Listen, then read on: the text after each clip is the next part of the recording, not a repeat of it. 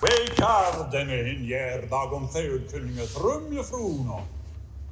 Uda adelingas ellen fremedon.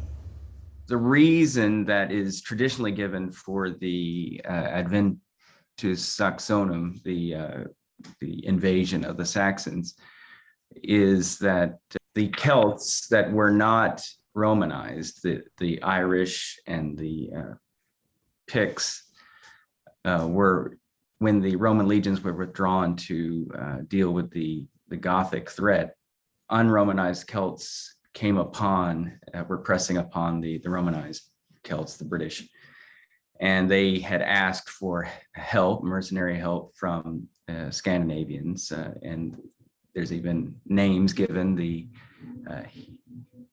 Hengist and Horsa. But when they helped to beat back the Picts and the Irish, but then they looked around and said, well, this looks like a good land, we'll stay. And then they invaded and took over again much of England, until somebody, and there's a lot of reason to think that there was an Arthur, was able to rally what's left of the Romano Britons and kind of hold a line. Probably there would have been movement from Scandinavia, the Angles, the Saxons, and the Jutes over time, and then probably at some point it became a more organized invasion. In any case, unlike the fall of Roman authority in Gaul or Iberia or Italy itself, the various Germanic tribes in these territories became fairly Romanized, and then that's why the languages, they took on the languages, the form of Latin in those areas. In England, the Germanic invasion from the north, the Norsemen, Scandinavians, had cut off that memory of the Roman times, and so you have a very different kind of world in the aftermath of the fall of the Roman Empire in England. You have a land that is de-Christianized and that whose language is not going to be Latinate, at least not until the Normans, another kind of Norsemen, invade in 1066 and infuse our language with a lot of French. When Pope Gregory the Great sends Augustine of Canterbury to a Benedictine to lead a mission to re-Christianize England, that brings literacy back to the island, because it was always the church that was able to guarantee the continuation of literate culture. And indeed, one of the basic equations of the Middle Ages would be the cleric is the literate one. In fact, that would become a synonymous thing, that if, even when it didn't quite make sense, that if you were literate, you would be called a cleric. So when the Christianization happened, maybe finished around 700, the vigorous and beautiful poetic tradition of the Anglo-Saxons was able to be committed to writing. And that's the matrix from which we get Beowulf.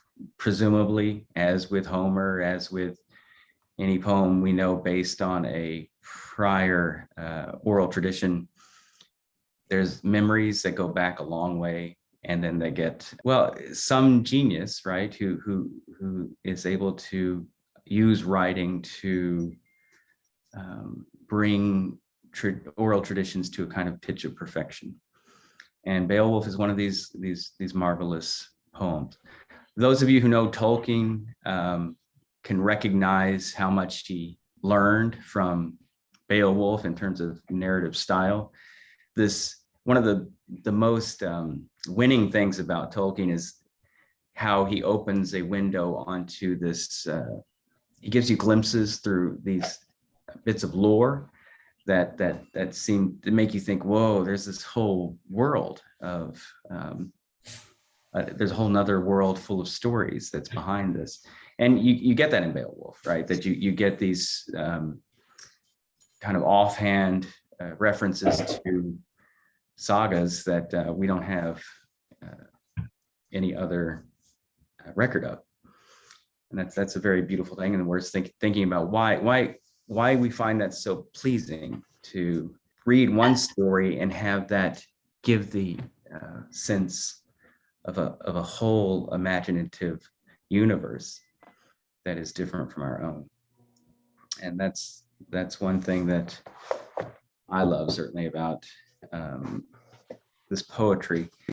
One thing I would like to do is to read a little bit from another a translation of another Old English poem, The Wanderer. What I try to communicate in the intro, and what Tolkien is trying to emphasize, the good scholar that he's saying, we've got all these Christian references here, but clearly the story comes from a pre-Christian milieu. So how does the Christian show up, the poet stand to these pagan materials? At times the joints show a little bit, and that's kind of a metaphor for the whole project of the Middle Ages. And that's so this is for lots of reasons, it's a good one to start with. Christian cultures of Western Europe, after the Arianism of the Gothic tribes is sorted out and all of that, but once everybody kind of on the same page, Trinitarian Christianity, how does that new worldview get blended with the Germanic? I mean, so when the Romans looked out upon Europe, Western Europe anyway, they saw two great peoples, the Celts and the Germanic tribes, right? So, and they have these, they're very large families of tribes that are related by language, and language often is a shared kind of religion. There would be a shared and at least overlapping pantheon. The tension between, for instance, Germanic warrior culture, which is exactly what we see here in the Norse variety, how, say, with Charlemagne, one of the Franks, a Germanic tribe, right? How is the heroic code, which is clearly there amongst the Merovingians, amongst the Carolingians, how well is Christianity integrated into that, or how well is the heroic code integrated into Christianity? So how well is the pagan, quote unquote, either classical or barbarian, quote unquote, the Germanic, the Celtic, how is that best merged with something like Christianity? That's one of the things I think we might want to think about. It's important, even if we're not Christian, to understand that these demographic movements, which is what this is, right? Empire fell in the West because of these immense, well, besides the plague that hollowed out the empire, but then you have peoples pushing in, Central Asia pushing Germans farther west, movements of peoples, that's just, so when we look at it in this world, yeah, okay, we have nation states, we have borders, which are of course a modern invention. Things are much more fluid in the Middle Ages, and we're going to see that very, very fluid. And the notion of a territorial nation, that's not the way they thought. It's definitely a modern thing. Well, borders are not these notional realities. People still move, right? And that's just, it's one of the things one has to think about. And any culture can feel, well, what do we do with this new influx, right? Well, that's the question here. Question of how Christianity sits to paganism is something we might find worthwhile to consider. All right, so here's a little bit of The Wanderer. Remembered kinsmen press through his mind. He singeth out gladly, scanneth eagerly men from the same hearth. They swim away. Sailors' ghosts spring not many known songs there. Care grows fresh in him who shall send forth too often over locked waves his weary spirit. This is a song of an exile, right? Someone who doesn't have a home. Therefore, I may not think throughout this world why cloud cometh not on my mind when I think over all the life of earls, how at a stroke they have given up hall, mood-proud thanes. So this middle earth, each of all days, ageth and falleth. Wherefore, no man grows wise without he have his share of winters. We see this line in Beowulf, right? A wise man holds out. He is not too hot-hearted, nor too hasty in speech, nor too weak a warrior, not wanting in forethought, nor too greedy of goods, nor too glad, nor too mild, nor ever too eager to boast, ere he knows all. A man should forbear boast-making until his fierce mind fully knows which way his spleen shall expend itself. A wise man may grasp how ghastly it shall be when all this world's wealth standeth waste, even as now in many places over the earth walls stand, wind-beaten, hung with hoar-frost, ruined habitations. The wine halls crumble, their wielders lie bereft of bliss, the band all fallen proud by the wall. War took off some, carried them on their course hence. One a bird bore over the high sea, one the hoar wolf dealt to death, one his drear-cheeked earl stretched in an earthen trench. The maker of men hath so marred this dwelling that human laughter is not heard about it, and idle stand these old giant works. A man who on these walls wisely looked, who sounded deeply this dark life, would think back to the blood spilt here, weigh it in his wit. His word would be thus: where is that horse now? Where are those men? Where is the hoard sharer? Where is the house of the feast? Where is the hall's uproar?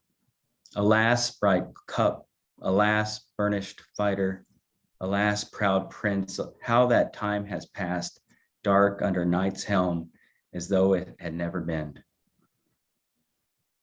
So spake the sage in his heart. He sat apart and thought, good is he who keeps faith, nor should care too fast be out of a man's breast before he first know the cure. A warrior fights on bravely. Well is it for him who seeks forgiveness, the Heavenly Father's solace, in whom all our fastness stands. In that typical combination of the Christian sitting on top of a very tragic sense of life. And I think that's a very beautiful thing, because I myself think that's true.